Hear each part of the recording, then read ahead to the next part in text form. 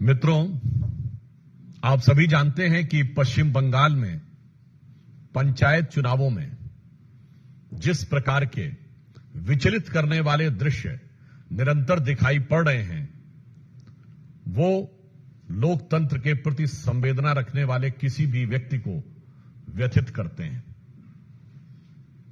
हिंसा का जो तांडव दिखाई पड़ रहा है, ये कष्टकारक है, दुखद है और मन में आक्रोश भरने वाला है। बंगाल की वह भूमि जहां कभी रविंद्र संगीत सुनाई पड़ता था, आज बम के धमाके सुनाई पड़ते हैं। भद्रलोक के विमर्श के लिए विख्यात वह भूमि आज हिंसा का तांडव देख रही है। और उससे अधिक दुखद है वहां के सरकार की असंवेदनशीलता। भारतीय जनता पार्टी के कार्यकर्ताओं पर जिस प्रकार के हिंसक और प्राणघातक हमले हो रहे हैं, 25 से 30 ऐसी घटनाओं की तो हम लोगों के पास सूची है जिसमें गंभीर रूप से हमारे कार्यकर्ता घायल हुए हैं और उनके ऊपर प्राणघातक हमले हुए हैं।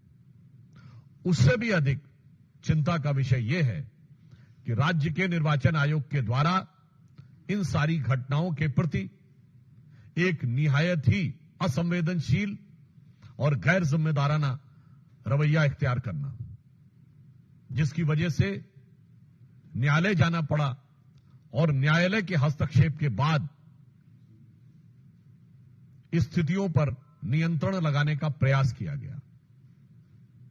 पश्चिम बंगाल की सरकार, पश्चिम बंगाल की पुलिस जिस प्रकार से बर्ताव कर रही है, ये देश के लोकतांत्रिक और चुनावी इतिहास में एक बहुत काला अध्याय है। एक फैक्ट आपके सामने रखना चाहता हूं कि अंतिम दिन तृणमूल कांग्रेस के 40,000 से अधिक लोगों ने नामांकन किया और पश्चिम बंगाल में 341 ब्लॉक हैं। 4 घंटे के अंदर यदि 40,000 से अधिक लोग नामांकन करते हैं केवल 341 ब्लॉक में, और इसमें तो अन्य भी दलों के लोगों ने नामांकन किया है अंतिम दिन, ऐसा तो नहीं है कि सिर्फ तृणमूल कांग्रेस ने किया है, लेफ्ट ने भी किया है, कांग्रेस ने भी किया है, हमने भी किया है।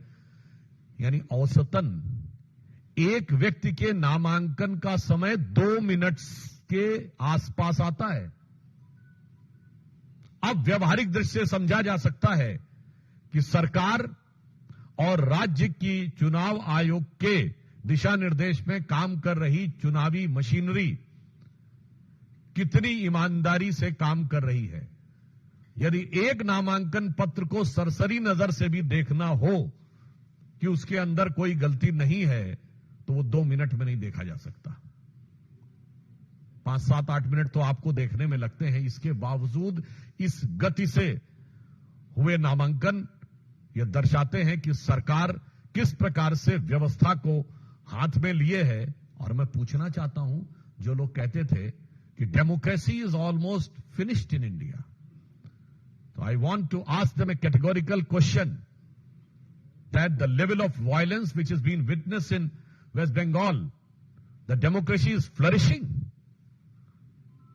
or it is vanishing? ये लोकतंत्र का उद्भव दिख रहा है या तिरोभाव दिख रहा है? और जिस प्रकार से नामांकन की प्रक्रिया का मैंने उदाहरण बताया, क्या ये लोकतंत्र का उपहास नहीं है?